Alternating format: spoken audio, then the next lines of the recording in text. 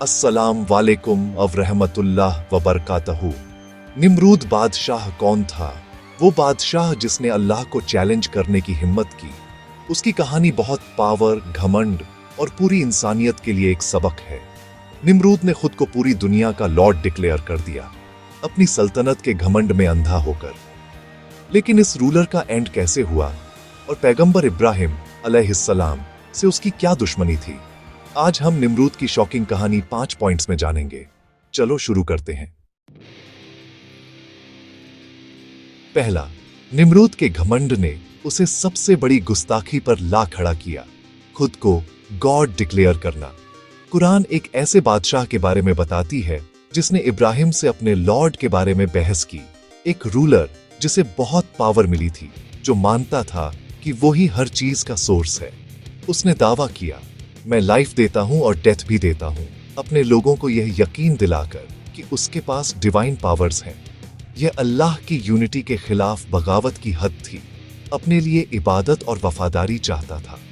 उसके घमंड ने सच के साथ सीधी टक्कर का स्टेज सेट कर दिया।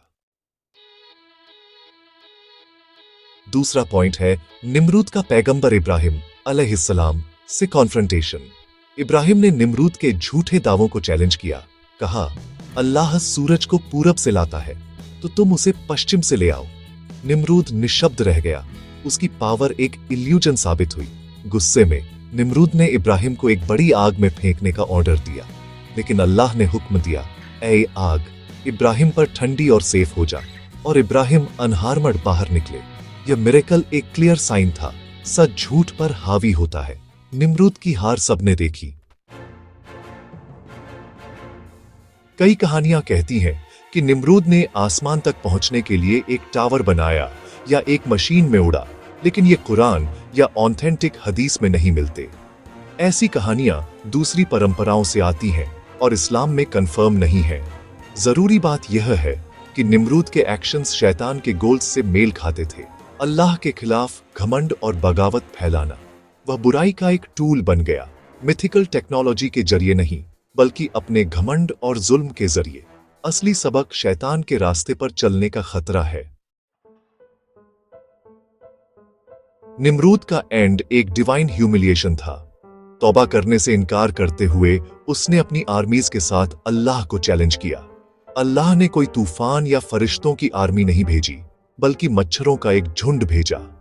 इन छोटे क्रिएचर्स ने उसकी आर्मी को तबाह कर दिया और एक सिंगल मच्छर निमरूद के सर में घुस गया। उसे टॉर्मेंट करता रहा और आखिर में उसे मार डाला। वो बादशाह जिसने लाइफ और डेथ को कंट्रोल करने का दावा किया था, अल्लाह की सबसे कमजोर क्रिएशंस में से एक ने उसे गिरा दिया। उसके घमंड ने उसके डाउनफॉल की वजह बनी। एक ऐसा सबक जो हिस्ट्री में दर्ज है। यह उसका हश्र था जिसने क्रिएटर को चुनौती दी। निमरूद का नाम कुरान में क्यों नहीं है? अल्लाह सबक को यूनिवर्सल बनाता है। कहानी किसी भी ऐसे रूलर के बारे में जो घमंडी हो जाता है और गॉड के खिलाफ बगावत करता है। फोकस घमंड की बीमारी पर है, इंडिविजुअल पर नहीं। उसका नाम हटाकर अल्लाह निमरूद की अहमियत को कम करता है और वार्निंग को टाइमलेस बनाता है। इब्राहिम के नाम को इज्जत दी जाती है, जबकि उसका दुश्मन बेनाम और भुला दिया जाता है।